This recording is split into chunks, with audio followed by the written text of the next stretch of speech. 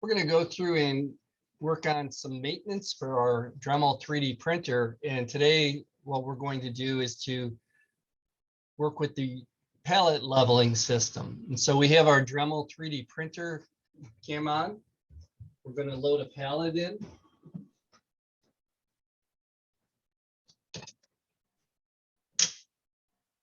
Close the door. And I'm going to move the camera close enough so that we can see the LCD display.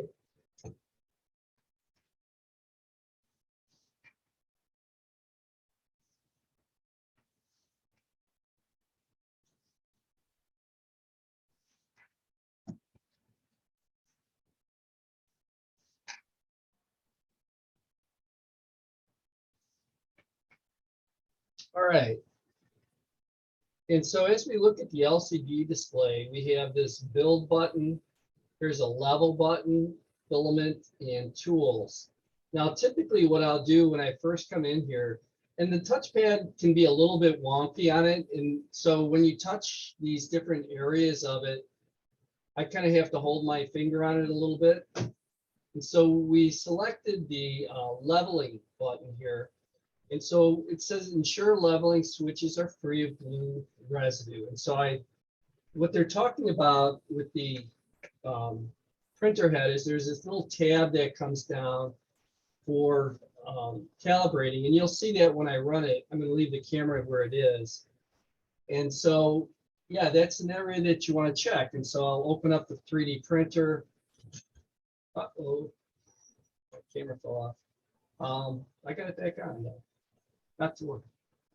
And so here, right at the top, there's a very small spring-loaded sensor. And we wanted to check that to make sure there was no glue on it or residue of any sort.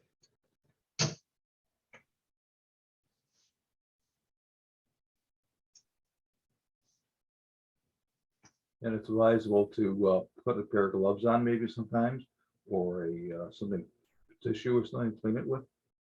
Well, you have to be careful when you wear latex gloves when you're working around hot things, because burn yourself with latex gloves on, you'll have more problems than. So, yeah, I'm not going to advise that at this time. And I say that just because I was talking to my dad, and they were talking about how they're required to wear latex gloves for some of the shop work that they do, and whenever they work around heat. So right now the build plate is leveling, and I'm going to see if I can get the webcam up there to show this. They do have cameras in the machines.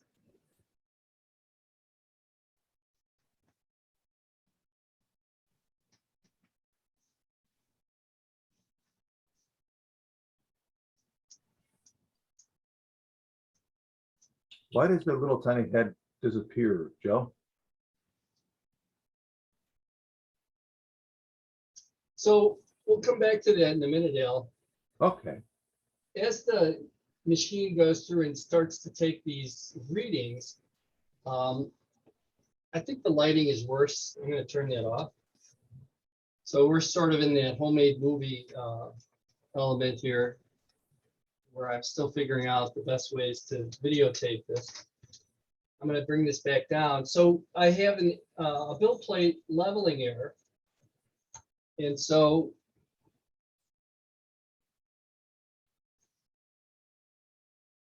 build platform is too high, turn right to lower it. And so it's a really very basic process as we work with this. What I'm going to do is to turn the plate in the direction that the LCD tells me to, my display. And so I'm going to turn this. The head of the part is still engaged, and so I just keep turning it until it calibrates properly. It's a sensitive operation. In other words, you make very small movements of the calibration. It'll give you a green check mark once it's calibrated or once it's level, and then it'll re-verify it. So it comes back up here.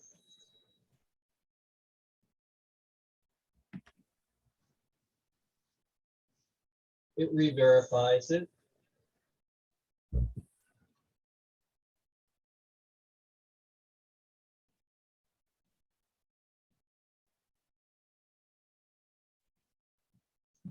And then it gives me a leveling complete. So again, as we start to work with 3D printing and calibration techniques, this is going to be one of the first things that we want to look at. Is my build plate level if I get a print error? Once I've leveled the build plate, I can go through and look at some of the other options. I've been away for a couple of days from the shop, and so one of the things I'll typically do is to check that the filament has not dried out or gotten too much moisture in it. And so I'll change the filament. And I don't really change the filament, but what I do is I just want to make sure that it's running through the extruder properly. And so I'll just go through and bring that up to temperature, 230 degrees Celsius, which would be around 430, 450 degrees Fahrenheit. And so it'll bring the head up to temperature. And this is often another thing that I'll look at as I start to work with 3D printers. It takes time to prep everything. 3D printing takes longer than you want it to. It does because it's new. At least it's new on a consumer aspect of it. And so, yeah, the machines are $2,500 now instead of $25,000. Certainly you can spend $25,000 on the machines, but as you go through, you have a lot more maintenance issues for it. And so we'll wait for this to get up to temperature. And then we'll end this recording and we'll start another recording about some of the other techniques for troubleshooting.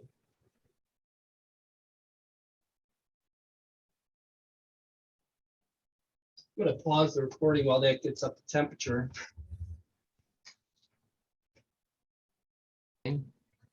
Resuming our recording, right now the extruder is starting to extrude the filament. And I'm not sure how well this shows up on camera, but it's coming out as this very fine, it's almost like fishing line. And it's soft as it comes out of the extruder here, and hot. So as you start to work with it, yeah, it's not going to burn your skin, but it is going to be sensitive to it. The nozzle, you do have to watch.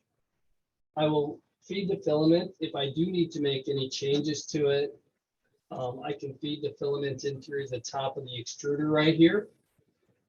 And this is oftentimes what happens is that the filament will break if the 3D printer has not been used for a while. And so we feed the filament, and then we continue on. Again, it comes out. Other issues that we may have to work with are clogged extruders. And clogging is not unusual, especially when you work with some of these materials that have other materials within it, other than just PLA. They'll have like wood fiber type materials. We'll say done. And then once it's done with the Dremel and with the Ultimaker machines, it will detect what type of material is in the machine. So it's detecting the filament type, it's polylactic acid, and I'll accept it. But I can also view and edit those settings. And so we went through and changed our filament settings. If you want to edit those, you can go through and edit the extrusion temperatures, the platform temperatures, the print speed, and the fan speed. And then you can save them or restore the defaults. And so like any place, we want to be a little bit careful before we go and change those things. And having a good maintenance routine for working on your 3D printers will be important, especially if you have more than one person using them, like most of us do. Here at the college, I'll have 15 people that will be using those. Okay, that's how to level the bed. I'm going to stop this recording, and then we're going to talk about some other techniques.